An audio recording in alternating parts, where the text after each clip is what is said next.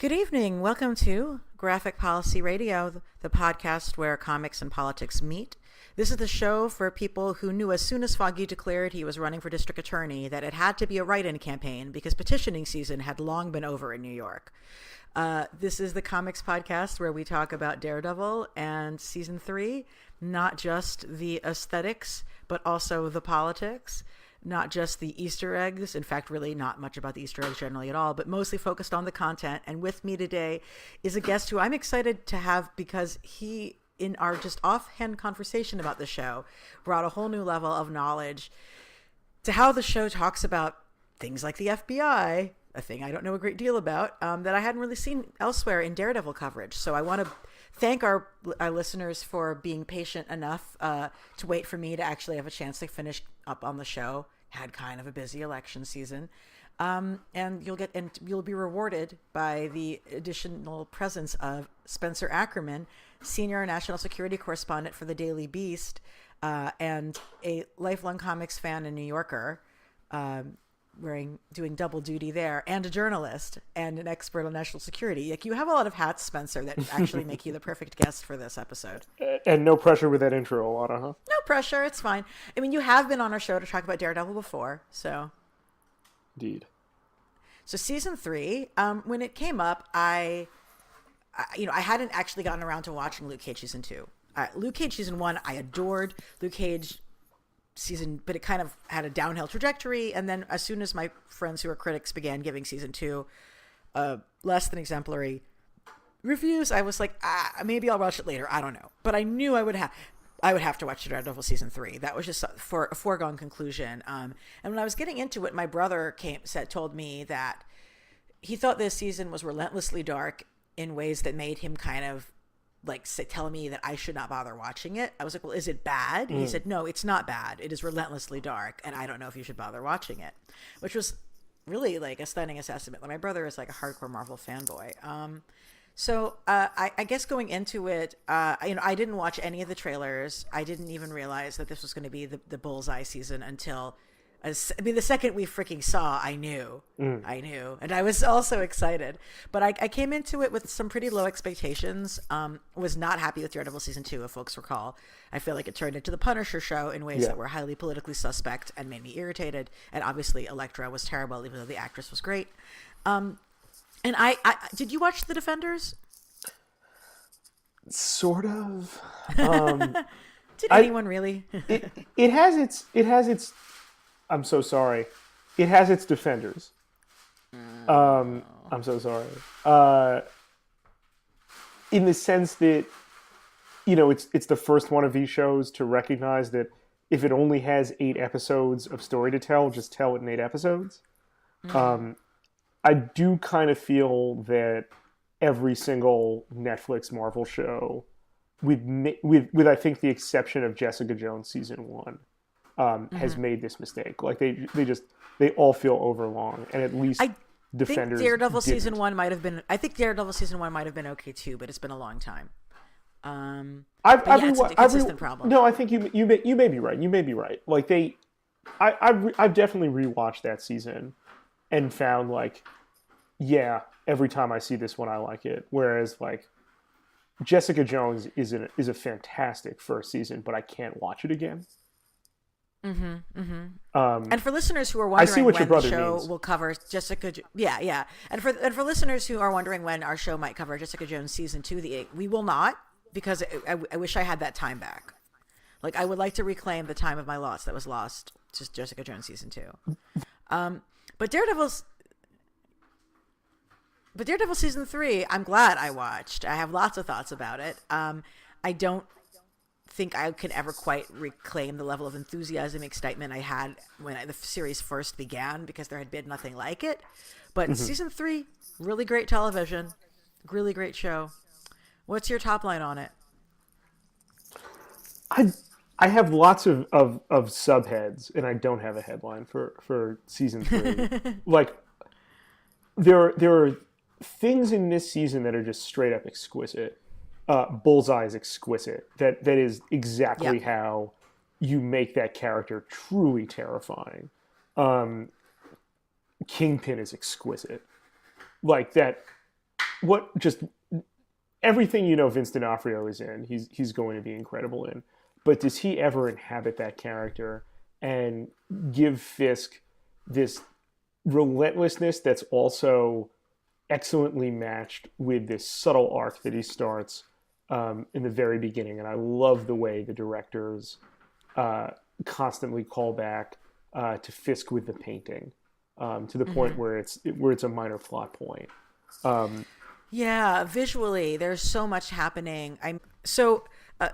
This season, as in past ones, when they have Kingpin, they like to do these shots where it's just this big hulking figure in front of a flat wall, and you really get the sense of the scale of him as a figure, and also his isolation, and also he kind of operates like modern art himself. He's like this almost abstracted human form because he's so large and round on this flat background. And when we see him first in the beginning of the season, he is in the orange prisoner jumpsuit against the gray wall, and he's imagining what his other reality he's living could be. Like, he's still putting himself back in his omelet making heaven of his beautiful morning routine, but that's not where he is. And color is such a huge thing with this show, but Kingpin goes through this color journey. Like, he's in the orange and gray, he's like tainted, he's dirty, and then he moves over as he is able to shift his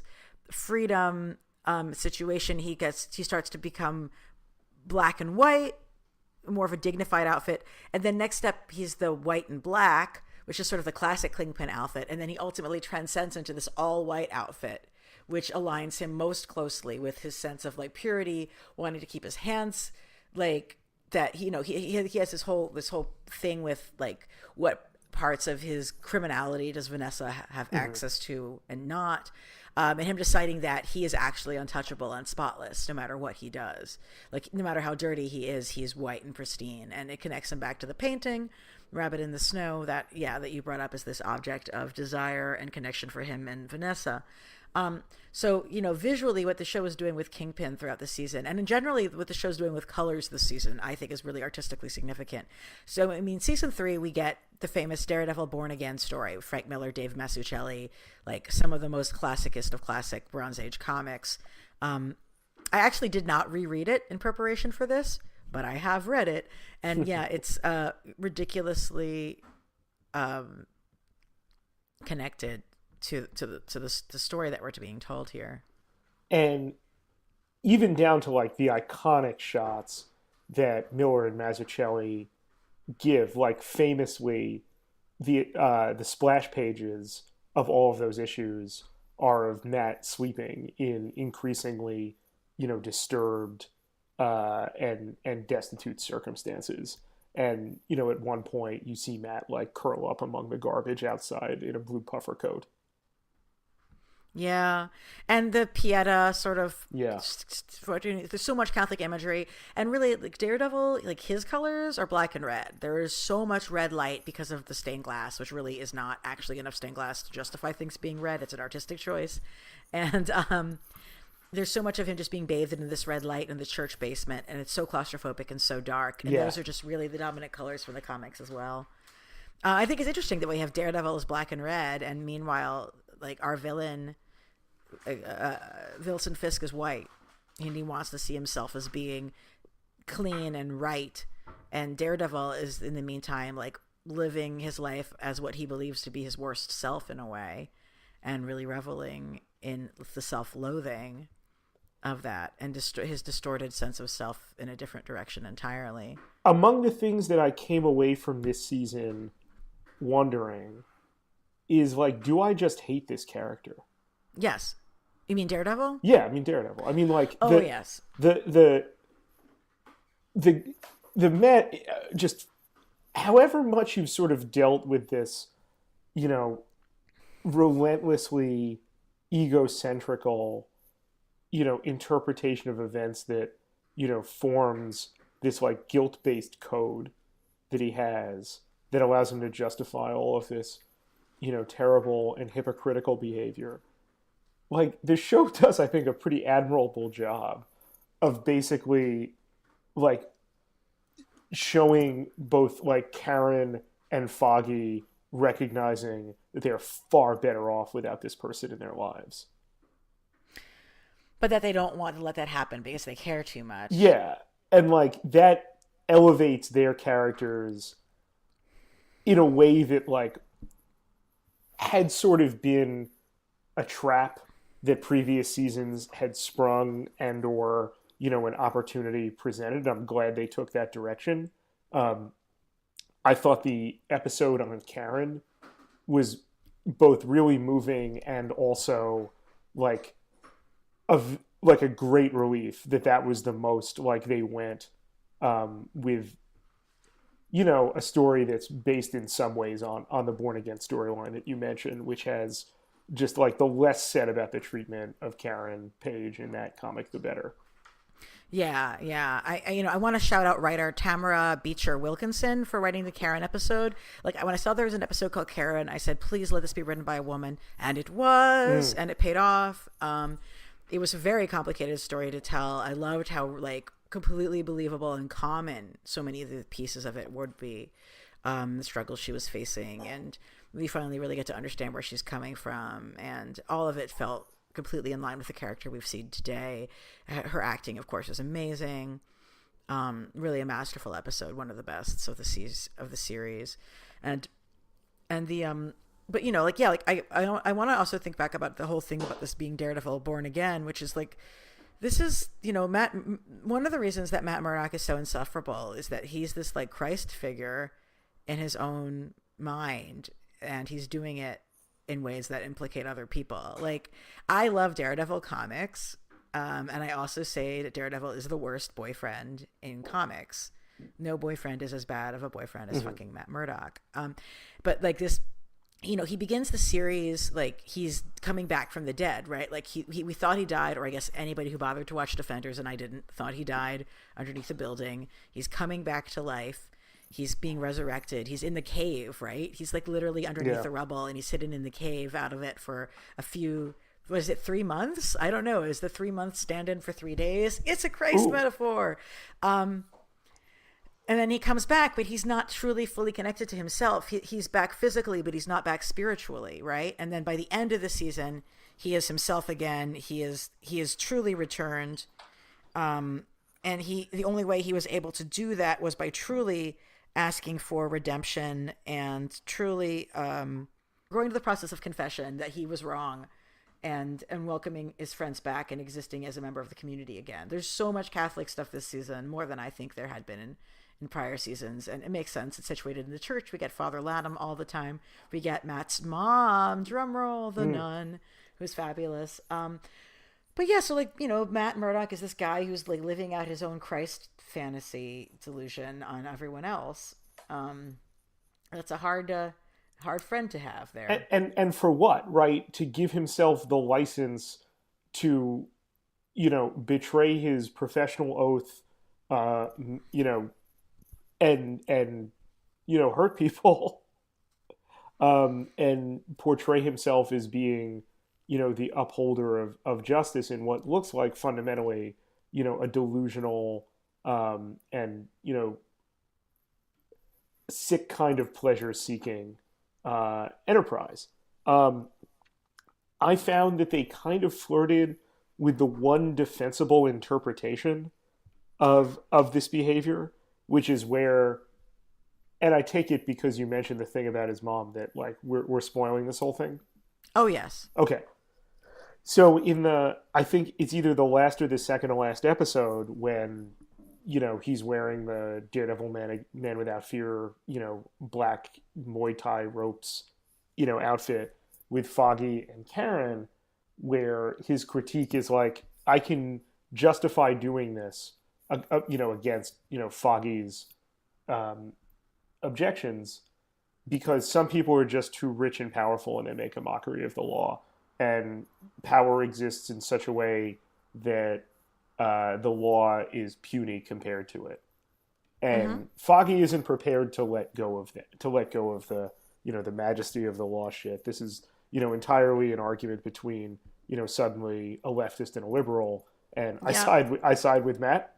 But like, if you're going to make that, you know, what Daredevil is going forward, I expect you to live up to that. Like, are we going to now see like white collar crime Daredevil? Right? Yeah, he doesn't know what to do about that.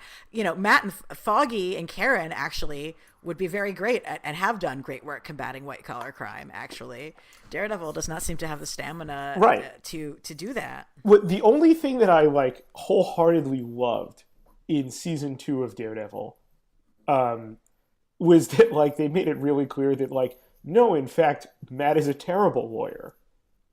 He's an awful lawyer. He's an awful partner. You couldn't prepare yourself for important legal cases when you're going out every night and giving yourself a concussion. Like, it's insane that this character is constantly thought of as like this brilliant legal mind. Like that's less realistic than him being Daredevil. Yeah. And I appreciate that, like, if they think they really have a way of redeeming this character and giving some kind of chrysalis, because if you just do a story like Born Again without like making the character appreciably different than when he began, it's a cheap thing to do.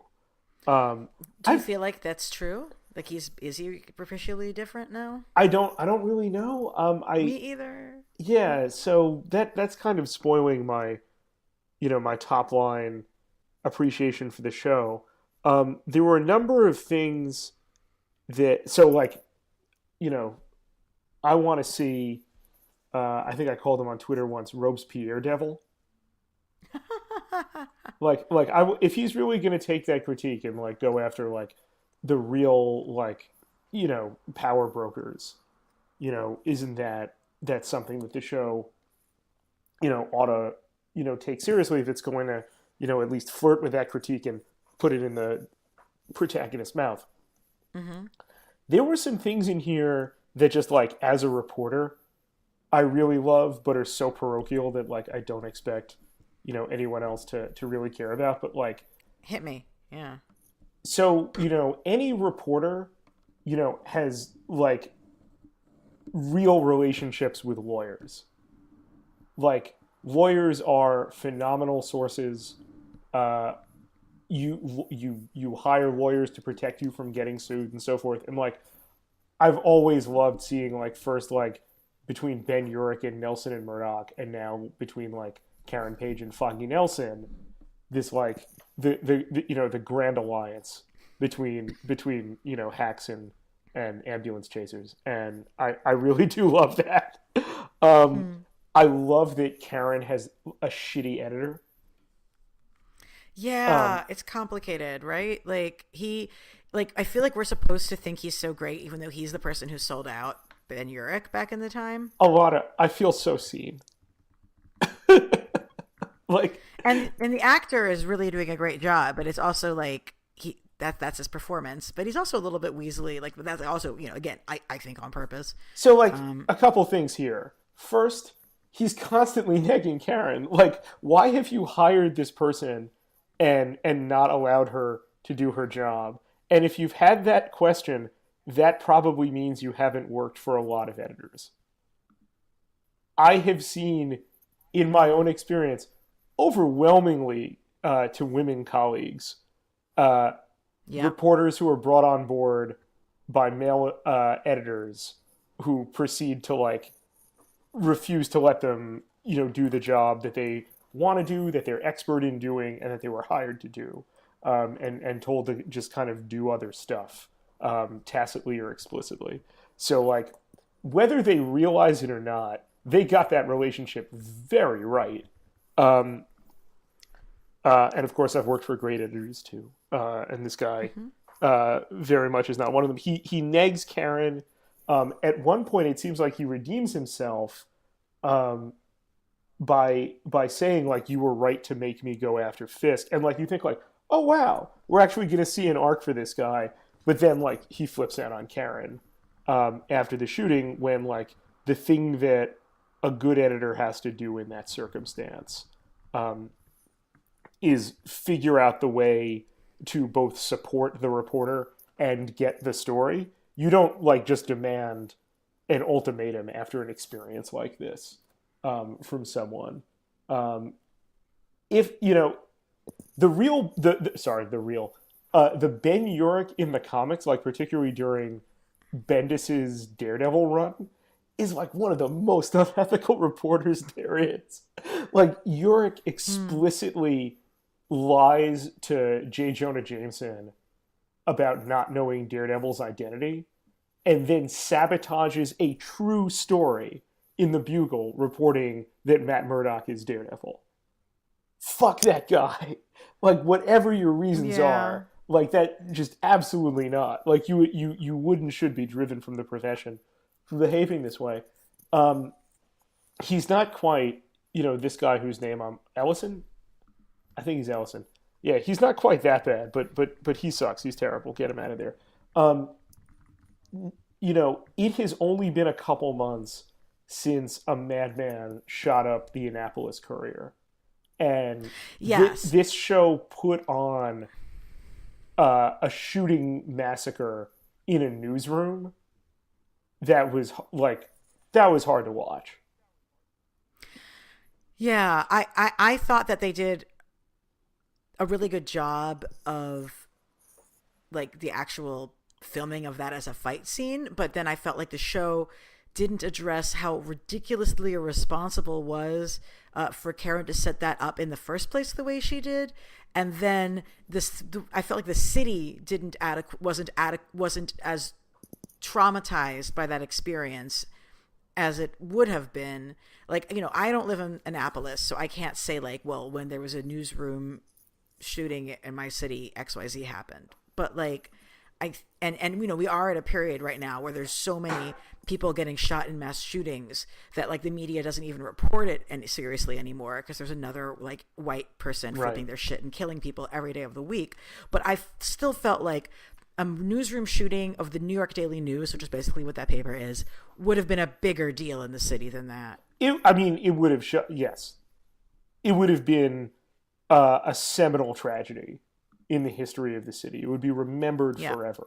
And justly so. And, I'm not saying the show shouldn't have done it. I recognize that I have, as I preface this conversation by saying, a parochial lens through which I'm viewing this. But it was a jarring thing to see so soon. And as you, allude to, if you're going to do it, you have to really address it. Like, this has to become, really, really crucial. And it seems like by the time we get to, the scenes where they're fighting it out in the church, that like this is just sort of a thing that's happened. It feels like a plot contrivance to kind of strip everything away from Karen, in a way that like mirrors how things are being stripped away from Matt.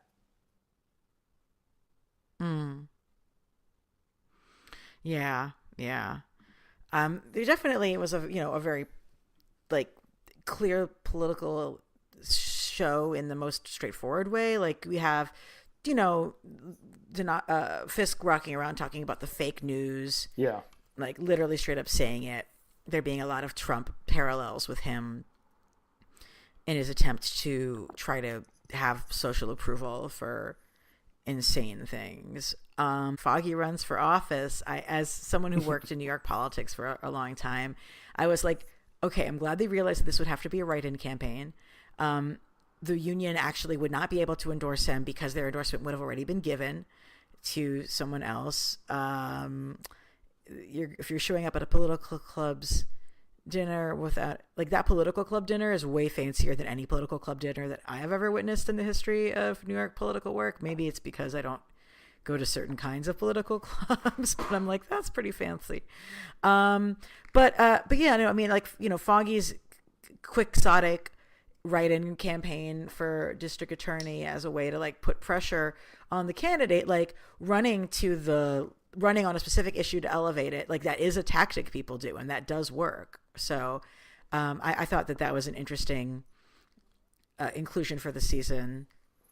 What I loved about it, two things. The first thing, again, parochially, there's just a wonderful conversation that's very true about how the journalistic coverage sausage is made, in which like Foggy is running through his plan to accuse Fisk of the things that he thinks he's discovered from Marcy's brief about what Fisk is really up to here.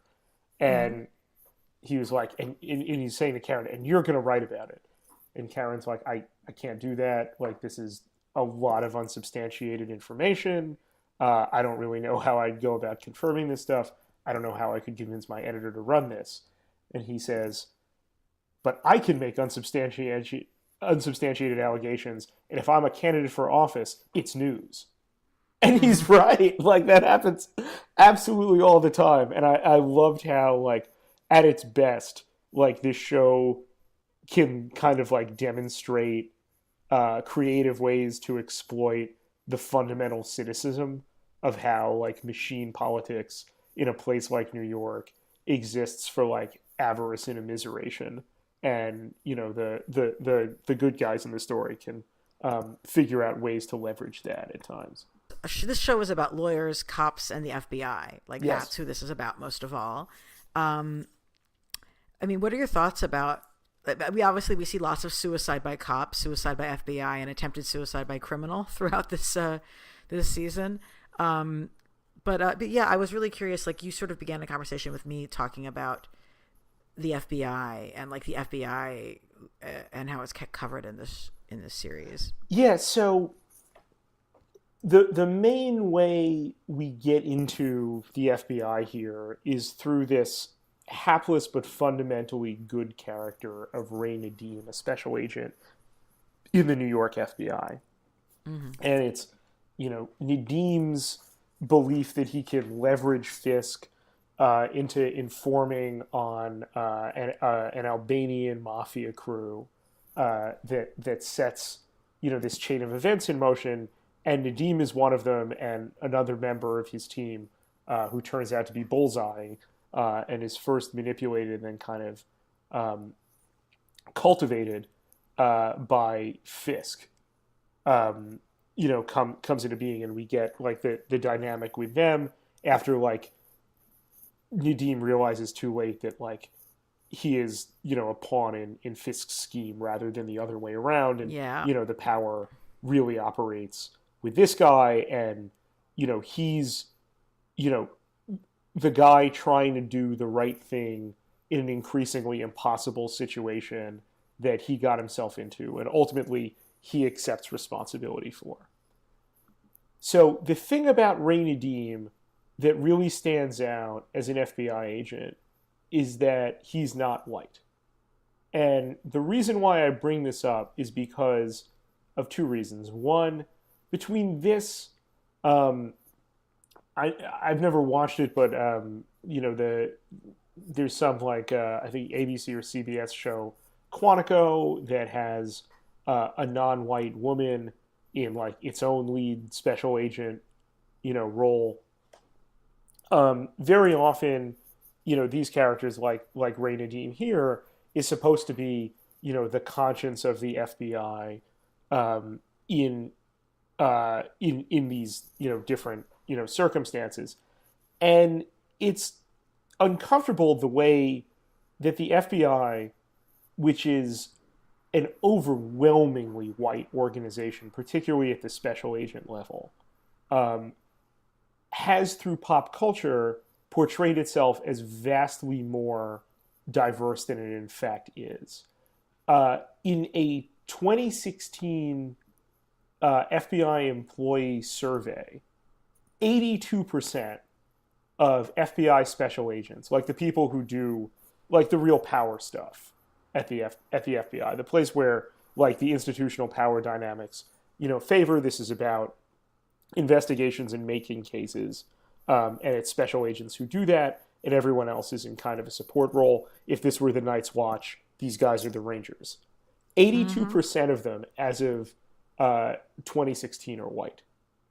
The FBI isn't just white; it's very particular kinds of white. It's Catholic and it's Mormon. And this has been just so fundamental to how the FBI, is in current and has operated at times, while it has investigated at times, and even in the 1960s, deserves credit for helping break the Ku Klux Klan during its 60s resurgence, has been, throughout its history, very white supremacist proximate in really scary ways. The FBI has such a problem with being white that James Comey had to give public speeches addressing it and saying we recognize that this is a major problem. Comey used to give speeches in which he would say that he keeps the blackmail letter the FBI sent to Martin Luther King on his desk as a reminder for how the FBI can go astray and how much power it possesses and so forth. Nevertheless, the guy writes in his memoir a whole lot of all lives matter and blue lives matter bullshit. Oh, of course. So this is just sort of where the FBI is coming from. And sort of with that background, seeing the good guy within the FBI, basically portrayed as the non-white hair shirt for this white organization just gets more and more uncomfortable. It is good that popular fiction recognizes that it ought to be more attentive to non-white narratives in its stories, and that has to be encouraged. It is similarly to be encouraged that you would want to put non-white people in lead and, however flawed, fundamentally heroic roles, without question. But it's worth considering when portraying an organization fictionally that is necessarily going to have overtones for a political statement, that you consider whether that role obscures more than it reveals about the organization being portrayed. And I would argue that this portrayal does that with the FBI and lets the FBI off the hook in an important way. So many other representations in Marvel and pop culture in general do that. Yeah, absolutely. So thank you for that bit of analysis on there, because I just hadn't seen people acknowledging that. I mean, one thing that I also thought was significant with Ray was his New York accent, which largely was present. I think the actor did a great job. And it's important to sort of establish this is a real New Yorker, or some people have said that they're sure he's from New Jersey. I understand that particular analysis as well. I thought he was from the Indian parts of Queens. Yeah, that's exactly what I assumed. But somebody else I was talking to was like, no, that house totally looks like everybody else's house in this part of New Jersey. And obviously New Jersey's got a ton of people who are Indian American as well. But yeah, I assumed it was Queens. But that, I'm really glad to see the show. I thought the show did a really cool job of situating who he was and building him as a character, what he was trying to do for his family. And, he has someone who wants to be the hero and be seen as a hero, and had actually been manipulated the whole time. But yeah, I think he was a really great character. His death, wow, talking about, I mean, the show really has a particular Catholic analysis of the role of redemption, of how you have to come clean. You have to confess to your sins in order to be redeemed. And and Matt does this to Nadine when he's taking him on as a client, he talks to him before he has him speak to the attorney general and make sure that this contrition is real and that he understands what he did was wrong and why, before he says, okay, now you're ready to go talk to the law. Right. And when Nadine then does this other confessional where he also is his the lying, his last will and testament video, which becomes his final words, I forget what the word of it is, but the dying thing he says is considered a more heavily weighted testimony. Yeah. And so he's sacrificing himself. He gets shot into a grave by sort of in a semi-Christ-like pose, like with his arms out. And it's that final testimony, which is what's able to actually, the sacrifice that's what's actually able to put Fisk away again. But that he had to like ask for forgiveness first. It's like and we have this all playing out on a character who I thought maybe at first might have been Christian. I don't freaking know, but then is clear from his wedding photographs and his conversation with his wife near the end of that piece that like he's definitely not. But I thought that it's an interesting place to then see this like character being written into all the Catholic mythology of the show. Yeah, I don't really see how you do the show without having it really be as Catholic as the comic is. Like, I mean, that's who he is. Yeah, it's not Daredevil otherwise. It's just sort of, you know, the themes that go with everything about the character, and, you know, in important ways. Like, isn't Daredevil like the first Catholic superhero? Yes, where that's actually like text and not just like inferring that. Right, where like religion plays, you know, more of a role in his life and his motivations than I think any other superhero character. Yeah. Like, or at least for a very long time. Yeah. Like, kind of unique in those Silver Age creations, I think. Wonder Woman, maybe? But...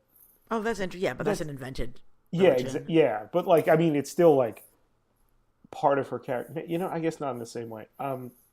Yeah, I don't know. It would not feel like Daredevil if it were not, you know, big C and small c Catholic. Yeah. Yeah. And it invited in a more diverse array of people into that story. They had some amazing shots too of like, you know, I think particularly in like the second to last or the season finale where it's Daredevil, you know, right underneath the cross, you know, looming out from the top of the church. I mean, he and Karen climb out of a casket together. Yeah, wow, that was something. Like, literally, right?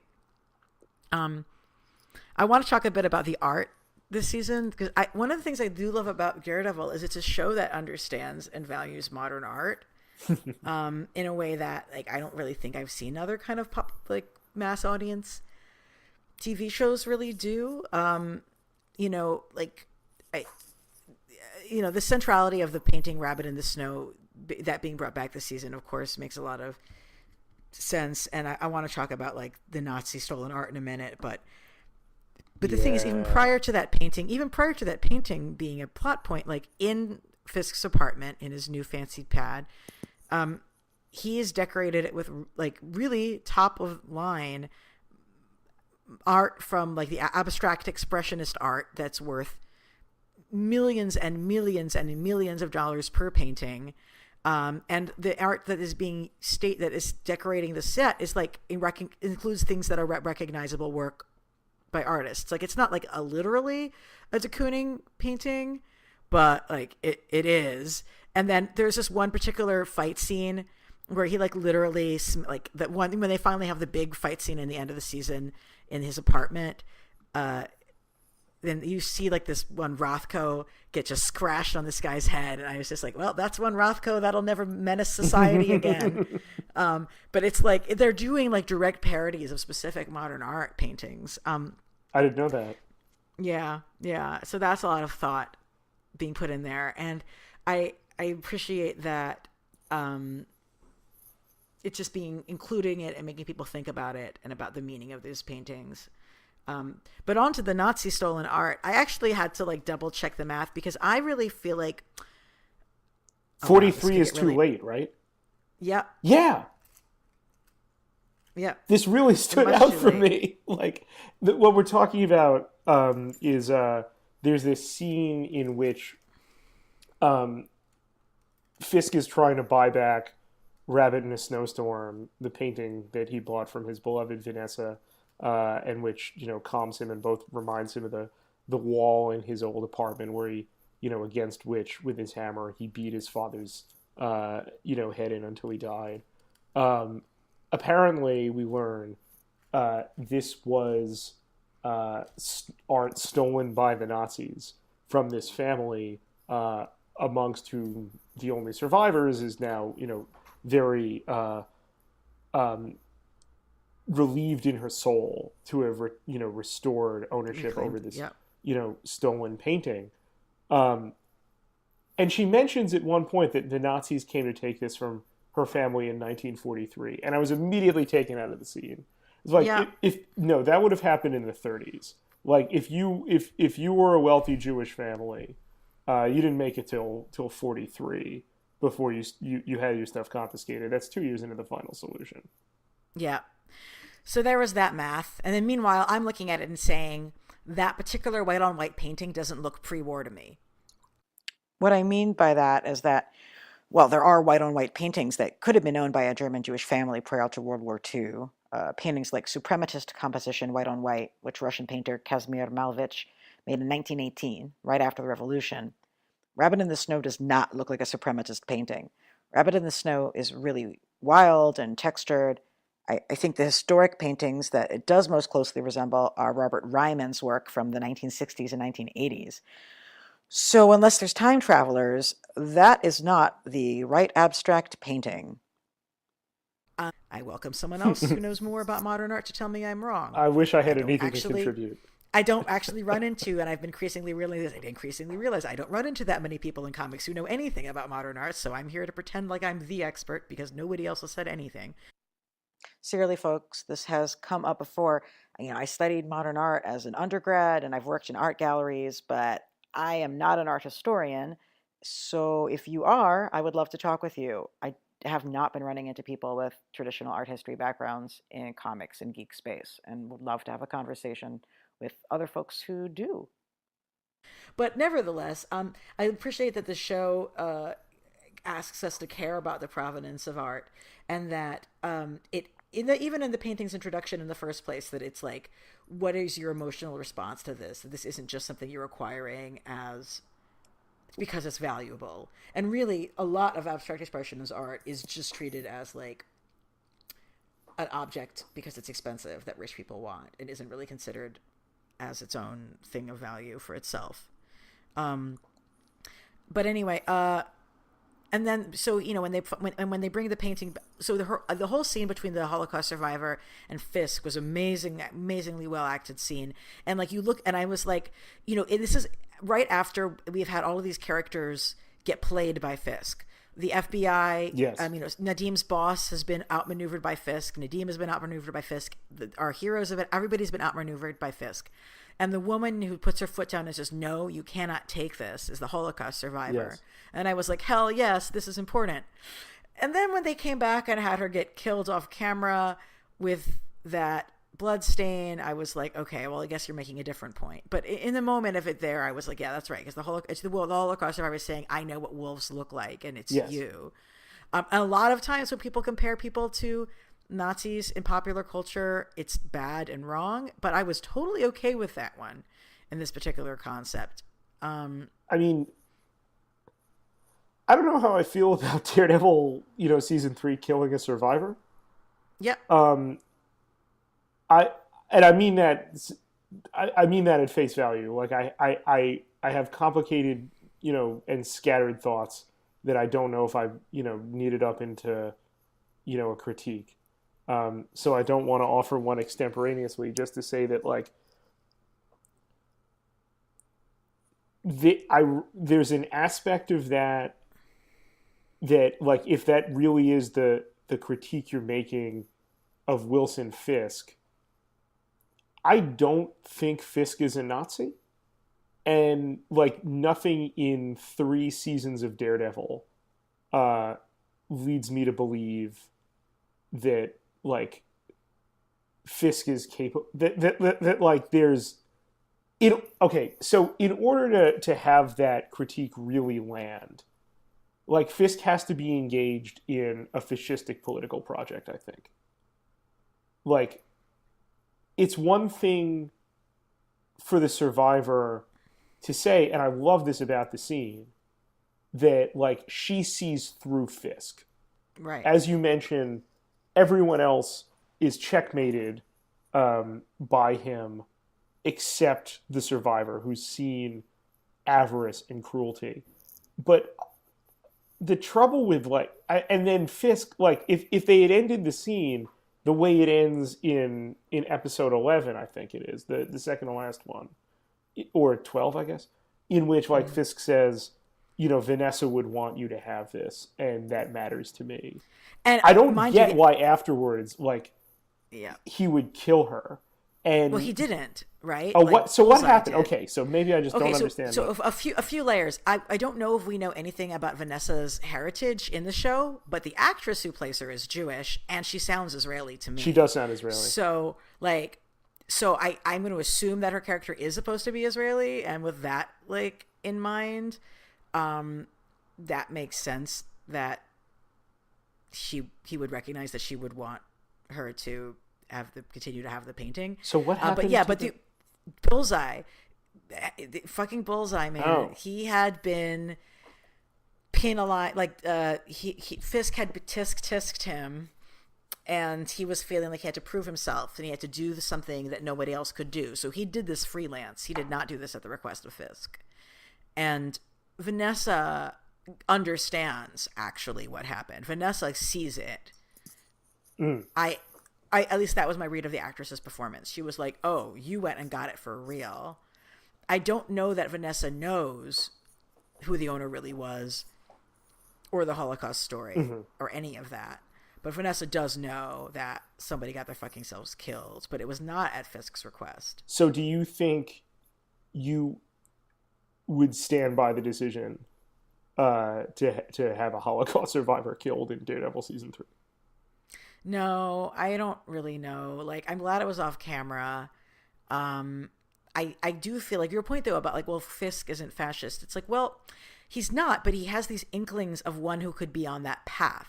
He's going around talking about the crooked media and the lying media. He wants everyone to pay tribute to him. I think it's all sort of baby steps on the spectrum, right? My problem with this is that in season 1, I never felt I had a good sense of what Fisk was selling to the public.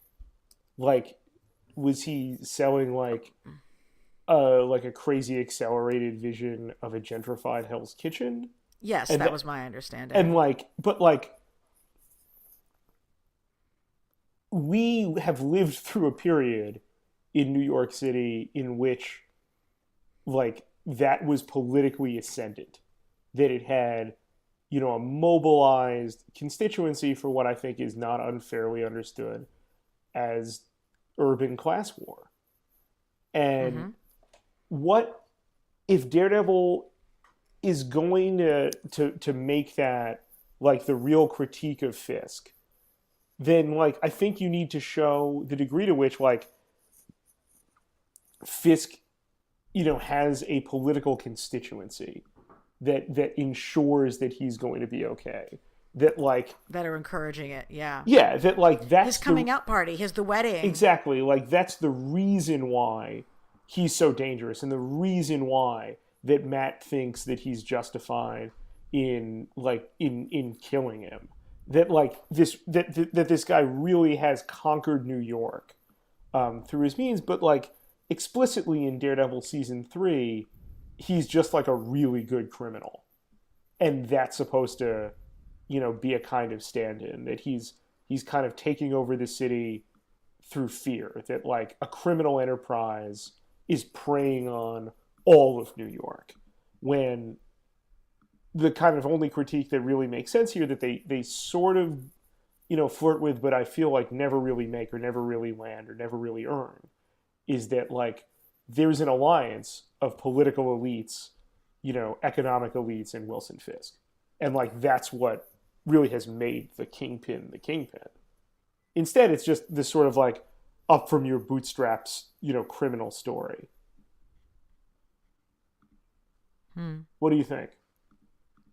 No, I think this sort of hyper gentrification campaign is a form of removing people of one ethnic group and replacing them with people of another ethnic group. But you're right that you're not seeing the other people who are complicit in that and view it as being beneficial to them. With you just see a couple moments of random gang lords, and you don't really see. Oh God, the scene where Fisk, there's protesters outside the hotel, and Fisk talks them down. That was completely implausible. Like, if you're there with a sign, you're not going to slowly lower your sign when that guy's talking right. Like to you. that's not how confrontation. That's not how confrontations work. And it's also like it's simultaneously a protest and a press conference. Like, there's lots of weird. There's things never like that. But the newspaper calls a press conference. Newspapers don't call a press conference. Yeah, that was insane. I'm glad you brought that up. I forgot about that. Yeah, that it's just like that would never happen. And like some of these things, I just sort of I don't really know how like it wasn't kind of researched out. Like you made the very good point that when they decide to go down the Foggy runs for district attorney plot line, they admirably researched enough to figure out the mechanics of how this would happen at the point in the story that they needed to happen. And I kind of don't understand, given like how we're all sort of writers, journalists and TV writers and comic book writers, how like consistently they kind of get journalism wrong in fundamental ways. Like I hope I'm not just being like an asshole parochial journalist in which like all of this stuff really becomes really pronounced in an obnoxious way.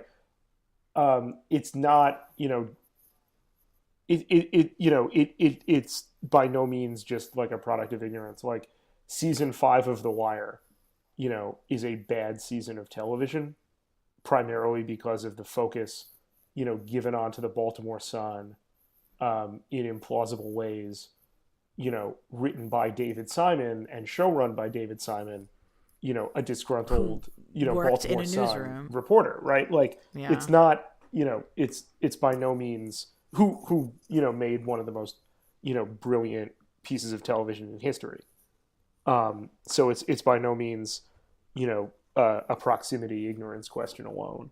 I just like found it really weird that they could, write themselves so well into something, as obscure as a Foggy candidacy, as a write-in, but like not really know that, it's not reporters who call press conferences. Yeah, I don't. That's obnoxious. I probably sound like comic book guy from The Simpsons. No, it bothered me, and I'm not a reporter, but I organize press conferences, though. I'm on the other end of things, so I'm like, that's not how that works. And it's super easy to get reporters to show up for press conferences, right? No. Mostly they just end up not coming, and whatever. I'm just embittered, and it's good I'm not a flack anymore. So let's talk about the buzzing sound in Dex's head. I thought that the performance was amazing. This actor just was a fabulous job. They started, near the end of the season with a sound cue where you would hear this like buzzing noise, and it was like the buzzing madness of the insects crawling around in Dex's head. And I found myself kind of wondering, like, that sound cue should have been in there sooner, man. There's like no reason not to have it. It was very menacing. And there was an interesting moment where when you have Vanessa going, finally Fisk lets her in to see like what he's really doing, and she has this amazing line about how her hands were never clean, which given her dealing in former Nazi antiquities, it's certainly a possibility. But even not when she says, what, you really should kill Nadim to keep us safe, we start getting the same buzzing noise coming off of her. Oh, I didn't notice that. That's wonderful. Yep. The only time we had it with her, but it sort of was the idea of this like sound spreading, this sort of contagion of craziness. But, as per usual, television does not do justice by people with mental health problems. And I was like, I know they're going to say he has BPD. And of course they said he has BPD, meaning borderline personality disorder. I don't really know, like, schizophrenia and borderline personality disorder have got to be the two most like slandered in popular fiction mental disabilities that people have, because it's just like, I don't know, man. Like you definitely have heroes with depression, but you never get some superheroes with BPD. So anyway, that was predictable. It was interesting, sort of like watching how you see because intrinsically like Dix is a sociopath. So it's interesting, like, harm reduction psychology. But what do you think about, what are your thoughts about Dex and Bullseye in this series? I sort of loved watching Fisk know how to manipulate him. And at the same time reveal something very true about himself, which is like he tells the story of how he killed his father and how his mother like hung on to the evidence in order to protect him. First as a way of establishing dominance over a dangerous man by saying like, look, I'm the kind of guy who when I was a little boy, caved his father's head in. I'm not afraid of you. And I'm as furious as you are. I understand you. And I recognize that what you want so desperately is to live without shame and to live without a feeling that you'll be accepted by who you are and are beautiful by who you are. And you realize that like, this is what Fisk gets, not just from his mother, but from Vanessa. And like what motivates this very true love.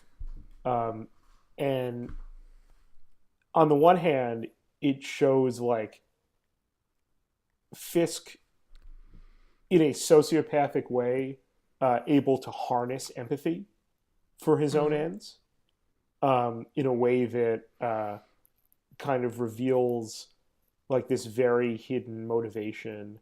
Well, I guess not that hidden because like we see it with the woman he stalks.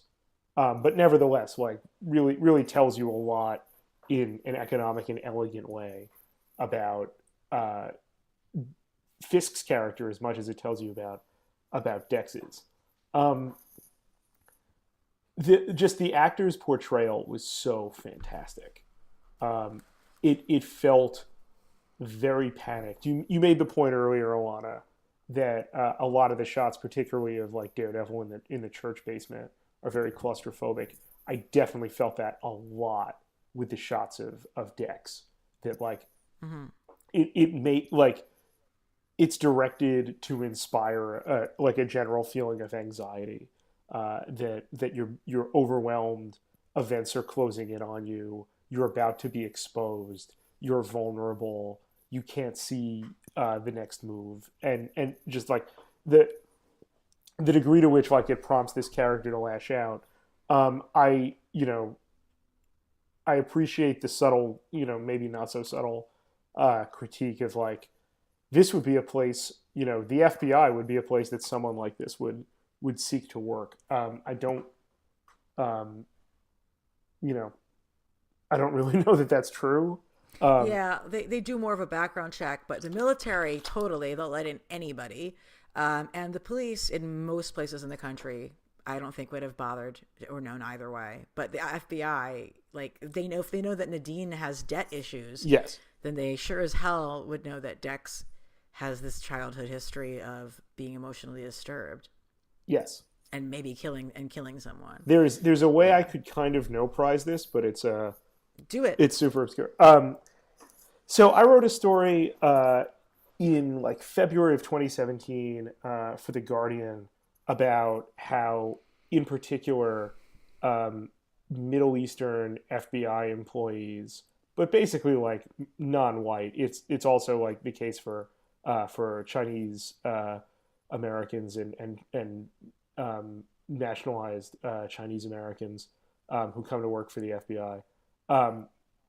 But basically, like, there is just, and this is an outgrowth of being such a white organization, there is an outgrowth of the FBI's Office of Personnel Review. It's basically like their kind of like internal affairs, for lack of a better term, that just basically like keeps non-white, in particular Middle Eastern and Chinese extracted employees under more or less permanent scrutiny, in a way that just simply doesn't apply to white employees. If I were inclined to try and no prize like why it is that they're so attentive to Nadine's debt, but not to the fact that like this sociopathic, incipient mass killer work out of the same office, that would be the way you would do it with the so-called Office of Personnel Review. And not to be clear, I think that one of the appeals of joining any kind of law enforcement organization is the ability to kill people. So I'm not saying but that generally they don't want to hire people who are sociopaths because they're hard to control and you can't really they'll go do things like what Dex did, which is not really what they had all intended, endangering the lives of other agents, etc. So, it's definitely OPR. I forget exactly what. Sorry, this was a March 2017 piece. I forget exactly what OPR stands for, but it's OPR. Cool. Sorry, no, that that's the absolutely makes sense. Absolutely makes sense. So what kind of New York moments did really worked for you this season, if there were any? Can I just? I don't have one that really worked. I have one that really doesn't. Do it. And I want to point this one out. So the Hell's Kitchen that they're trying to conjure up in Daredevil just hasn't existed for pretty much 30 years. Yeah. So, it's hard to tell a Daredevil story that isn't a Hell's Kitchen story. The names, also make it, completely irresistible. But Hell's Kitchen is incredibly bougie. There's no way that it can be what the thing is. So there's been a lot of sprawl in this series for sometimes Hell's Kitchen is basically all of New York. Mm-hmm. And during one such scene, Dex is stalking the woman he used to work with, who ends up waiting tables at the hotel where they've got Fisk. And she goes to get a slice of pizza at DeFara's in Midwood. Now, DeFara's used to be. This is one of now. Oh, it's supposed to be real DeFara's. Yeah, no, you. No, can't it's get not that slice supposed there. to be real DeFara's. Oh, it's not. DeFara's. Okay. They film it there. That is but you the can't get that storefront. slice there. That's on Avenue J. But you can't get that slice. You can't get a chicken broccoli slice. You definitely cannot. That's yeah. No, yeah. that's A, offensive to me. B, when I was a little boy, I would DeFara's was a neighborhood joint.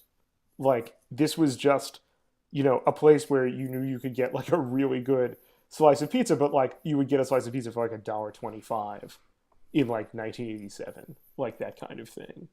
And you would talk to Dominic, my mother knew him by a first name basis and so forth. And God damn it, DeFara's is not in Hell's Kitchen. And I feel very strongly about this.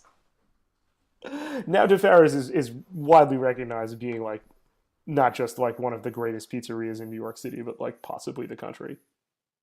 I mean, look, if it's one of the greatest pizzerias in New York City, it is by default, the greatest pizza in the country. Yes. Yeah.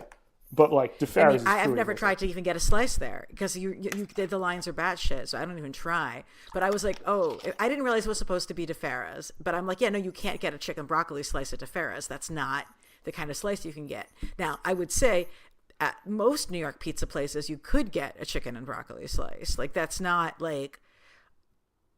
even though it's not traditional, it is quite common. But you couldn't get it there because that's a traditional place, and you can't just get whatever new concoction since the late 90s. For those out there who've never experienced the pleasure of DeFara's, this is a place that's its operator is this guy Dominic has been doing this since at least 40 years, clearly very likely more than that, and he grows his own basil plants in the window and will snip basil off to put onto your slice. And this used to be just a regular neighborhood joint, and now everyone recognizes that DeFara's is one of the best, the best pizzerias that New York has to offer.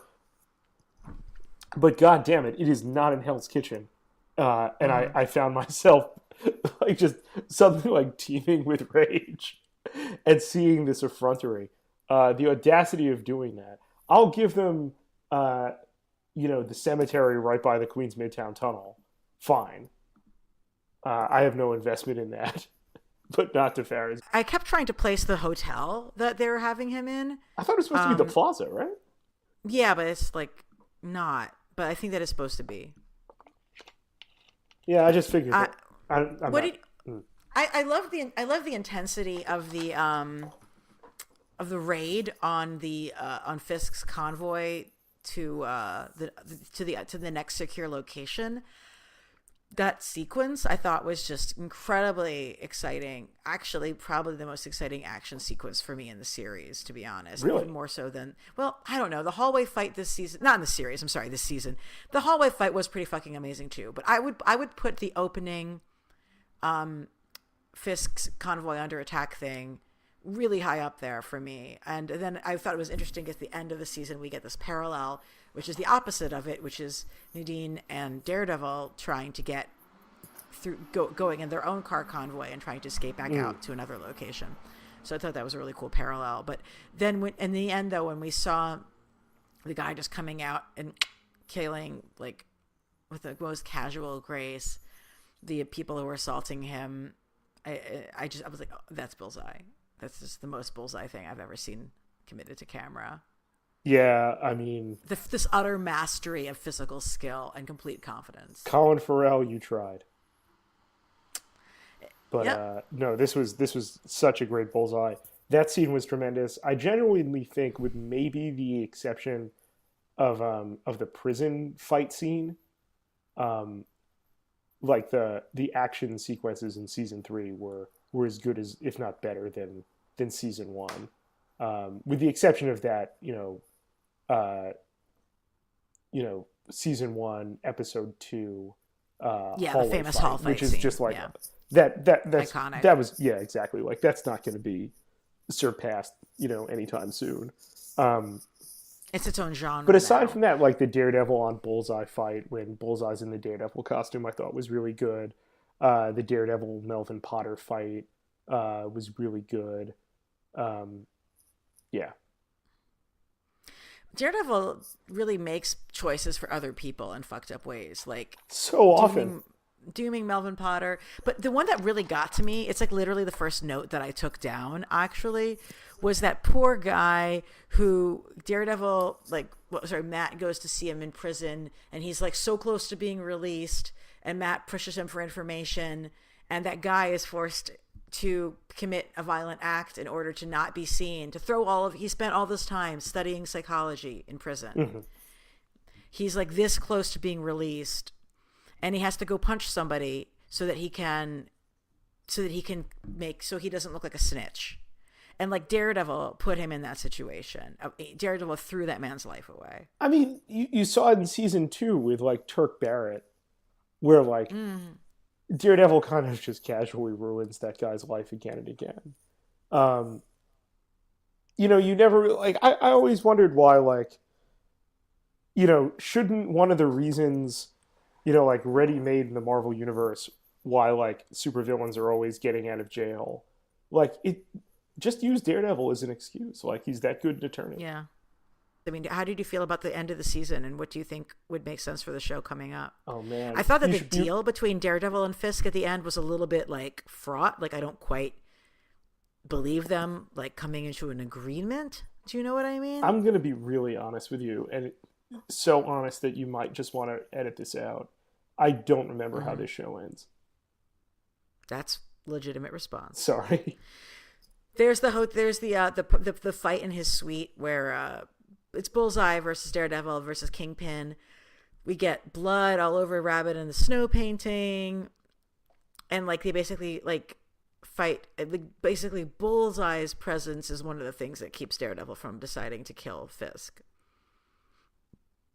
But so Fisk survives. Oh yes. Is he back into custody, or is he a free man? He's going to go back. He's going back into custody.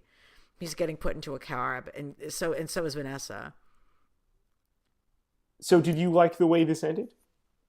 I thought, like, I think what they're doing with Dex moving forward is interesting.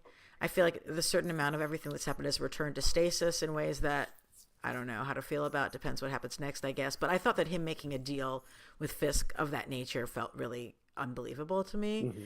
I definitely believe that Daredevil may decide not to kill Fisk. Absolutely can believe that. But I didn't quite believe the, like, okay, I promise I won't tell anybody that Vanessa really was an accessory to the murder of Agent Nadine. If you promise to, what, like, go back to prison? Like, it's not clear. Like, the terms aren't clear enough. I felt this has been a problem with Fisk from the start. That I think we may disagree about this somewhat, but, like, he doesn't seem sufficiently written as to be about anything. Like, we know he's got this ambition and this anger, and we can see his aptitude for strategy, but, like, he has sort of this vague idea that, like, gentrification will make Hell's Kitchen better, and you don't really see him spin this up into much of a critique. It doesn't look like, you know, after season 1, he sticks with that in any real way. Mm-hmm. And now, like, in season 3, he's just like this, you know, this really great gangster who suborns all of these, you know what, or who suborns the FBI, basically. And I don't really know, like, kind of how much, you know, stock to put in, you know, when like, you know, these two men are making a deal at the end that, you know, with the full caveat that I don't really, you know, remember so well how this show ended. Yeah, that says something. Yeah, our friend Scott Shields wrote in and asked, oh yes, thank you. Yeah, how we would feel about, like, the prospect that, you know, D'Onofrio's Fisk, you know, will probably never appear with Spider-Man. I'm really hoping that, like, whatever it is this Disney streaming platform that they're creating, like, kind of like episodic, you know, perhaps TV like content for, like they're doing like I think a Winter Soldier and Falcon show. They're doing a Loki show. Yeah, that's crazy to me. Like, they're gonna have the big matinee actors, like, finally just doing that. That's wild. Well, I mean, I hope they recognize that, like, if there's any way at all to give like a 4-episode street level Spider-Man story, please do that, and please put Fisk in it. Like, a Spider-Man Daredevil would be so tremendous. This is, you know, pure, you know, fanboy wish casting, but, you know, it's truly Spider-Man who's, you know, the fulcrum character that could get you from, you know, the MCU to the Netflix Marvel universe, basically. Mm-hmm. From, you know, scale up from cosmic and scale down to street level. And, you know, who would be better to bounce Tom Holland off than Vince D'Onofrio? And it's this tiny, youthful person who's, like, trying for the best in the world versus this, like, giant abstract sort of, like, figure that's, like, looks like he's like a granite sculpture, right? And, like, Spider-Man is so small and so elastic. They could not be physically more different. And just, like, you know, what I love so much about the Spider-Man Kingpin relationship is that, like, the one thing Spider-Man can never be is cynical. And that's all Fisk is. Yeah. And those definitely are, like, the two characters who are, like, most connected to Fisk. It's just, he ultimately, I think of him most as being a Daredevil villain, but very much Spider-Man as well. Yeah. You know, it's interesting because, you know, if I'm not mistaken, like, most of the Spider-Man Kingpin relationship occurs when, like, Spider-Man grows up. Like, Peter Parker grows up and, like, isn't a teenager anymore. Which is, when you think about it, a really weird and kind of unique creative decision in comics, where, like, the status quo is these characters kind of stay the same age forever. Like, Spider-Man is the only character I can think of where, like, the creators deliberately and early on, like age him in real time, and then keep him Yeah. at an age that isn't really his optimal age. Like I sort of feel like Spider-Man works best when it's, a teenage superhero.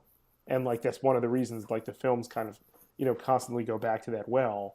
But like most of the time we've seen Spider-Man, we've seen him as like a kind of like broke as a joke young adult. Um, Yeah. and like that's how he relates to, in most stories I can think of, Kingpin. But like, Kingpin, Vince D'Onofrio versus a teenage Spider-Man is like kind of terrifying. Like you would be afraid for Spider-Man in that kind of matchup. Absolutely. Absolutely. Yeah. Absolutely. Even though Spider-Man's got like all the powers and Kingpin does technically not. Yeah. So we just wrote some fanfic. Obviously I have no reason to believe, that this is even feasible. That will come to pass. Yeah. Yeah, but like that's a fun thing to think about. Go team. So, oh gosh, there's like one other, like what were you and I are actually in some ways not the right people to have this conversation, but I feel like it can't go unstated that there's this Miss 45 moment with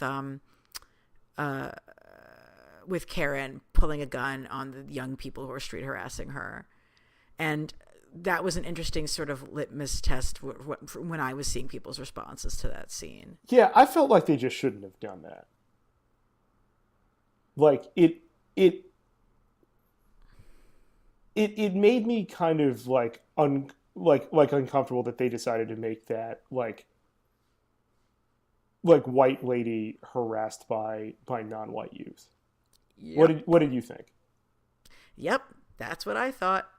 And I just like, it felt really like they've done a lot of weird racial stuff with Karen Page in the way that they've juxtaposed her to other characters. And this was not a helpful piece of that at all. But, Karen as a gun owner is an important thing to remind people of. It didn't necessarily have to be done with her threatening teenagers, though. Right. Yeah. And like, I don't know. It's one of the ways in which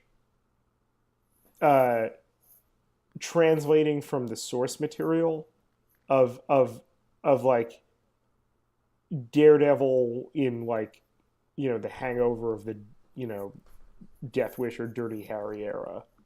That's very much the case in Born Again. Just like that doesn't work for today. Like I don't think Karen ever did that scene in Born Again, but like that felt more like a Frank Miller scene than a Netflix Daredevil scene, if that makes sense. Yeah, no, that's about right. Well, thank you for joining us. I've been really excited to talk about this show with you. As always, I wanted to actually shout out one of the things that I read from another critic that really made me smile. I'm sorry I didn't get my act together to get us all on the same show at the same time. But Meg Downey had written, like right when the show came out, they were like marathoning the series before I had even opportunity to watch like an episode. But Meg had written, like, here we have a scene where it's like, I'm paraphrasing, I don't have the exact one, so apologies, Matt. Matt wandering around a church basement full of sculptures of angels, and the show isn't even playing "Come to Life" by Evanescence.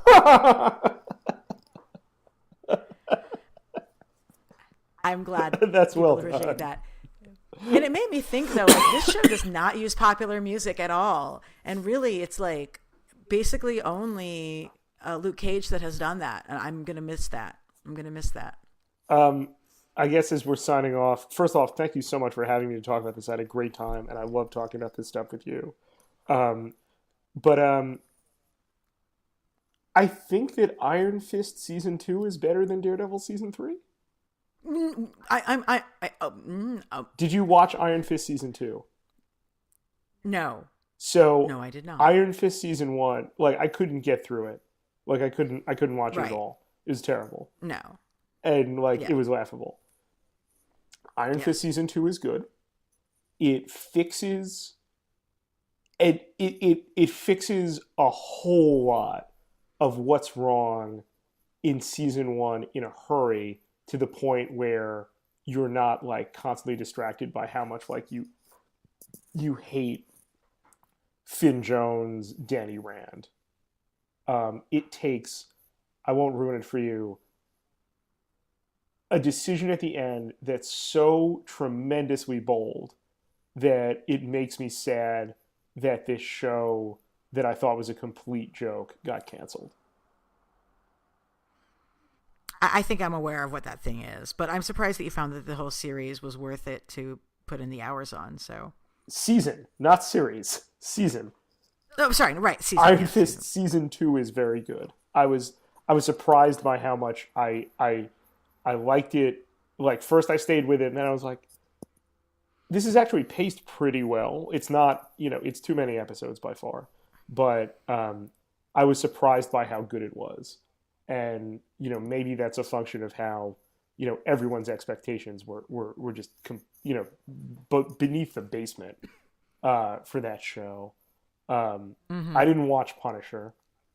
I watched like Nor did I. I watched like 2.5 episodes of it. Some friends of mine, particularly those who have like kind of our critique of the Punisher character, have let me know that it's actually a good season. I should give it a shot, but I can't make myself want to. I've had a couple people. Thank you, Spencer. Thank Let you, our Elana. listeners know where we can check out your work. You can read me at thedailybeast.com. Most weeks I'll be, I'll have at least one piece about, reported national security news up there. And for a whole lot of wasted time and nonsense, you can find me on Twitter at Attackerman. Excellent. And I am Elana Levin. I am on Twitter far too much as Elana_Brooklyn. And obviously, we're at graphicpolicy.com for all your comics news and reviews all the darn time. Really excited to announce I'm going to be interviewing Stephanie Hans and Kieran Gillen very soon, early December, about the new series Die. Hell yeah. Absolute favorites of mine, and more cool stuff to come. So thank you for joining us. And as we like to say in Graphic Policy, keep it geeky.